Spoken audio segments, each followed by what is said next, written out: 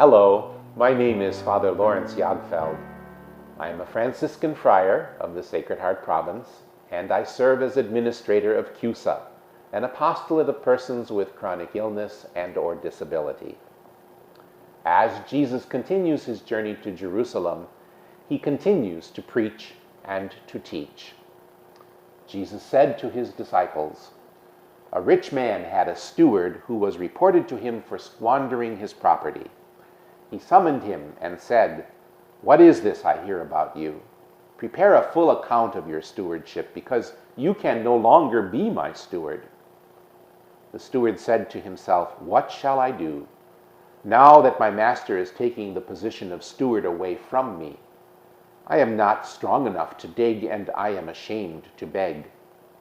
I know what I will do, so that when I am removed from the stewardship, they may welcome me into their homes.'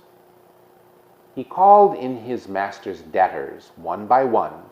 To the first he said, 'How much do you owe my master?' He replied, 100 measures of olive oil. He said to him, 'Here is your promissory note. Sit down and quickly write one for 50. Then to another the steward said, 'And you, how much do you owe?' He replied, 100 cores of wheat. The steward said to him, 'Here is your promissory note. Write one for 80. And the master commended that dishonest steward for acting prudently. For the children of this world are more prudent in dealing with their own generation than are the children of light. I tell you, make friends for yourselves with dishonest wealth, so that when it fails, you will be welcomed into eternal dwellings. The person who is trustworthy in very small matters is also trustworthy in great ones, and the person who is dishonest in very small matters is also dishonest in great ones. If therefore you are not trustworthy with dishonest wealth, who will trust you with true wealth? If you are not trustworthy with what belongs to another, who will give you what is yours? No servant can serve two masters. He will either hate one and love the other, or be devoted to one and despise the other. You cannot serve both God and Mammon." This parable comes from chapter 16 of Luke's Gospel. It follows immediately upon those 3 parables about forgiveness that we heard last week. Perhaps you only heard 2 of them, but the 3 parables that were told to the Pharisees and the tax collectors who were complaining about Jesus and complaining specifically about the fact that he was eating with sinners. Now, this parable that we heard today is not easy to understand. How can Jesus or anybody, how can God commend a dishonest servant? Is the man really dishonest? The gospel begins by telling us that it has been reported that he has been squandering the wealth of his master. But as we all know, sometimes such reports are not true. Oftentimes, we are accused of things that others make up simply to get the better of us. Is that what's going on in this parable? We really don't know.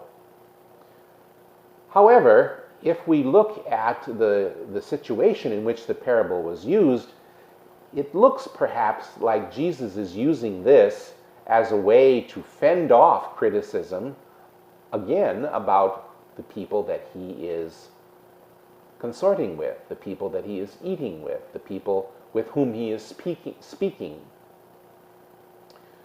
The other possibility here is that the steward is in fact dishonest, and that his dishonesty is perhaps a matter of usury. There is a man who is in between here. The steward is in between the master and his debtors.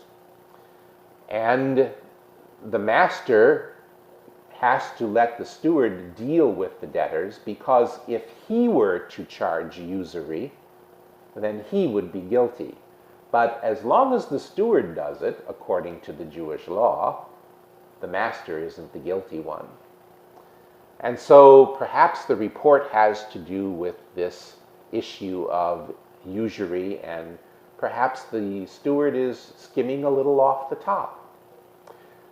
But what he does is he goes back and he tells the debtors to reduce the amount that they owe. Now, he could be doing one of two things here. He could be, in fact, cutting back on the part that he would get on his commission. He could also be wiping out the usury. Either way, the master is the one who comes off looking good, because the master is the one to whom they owe the debt. And if they don't owe as much as they used to owe, that's going to bring that master some honor.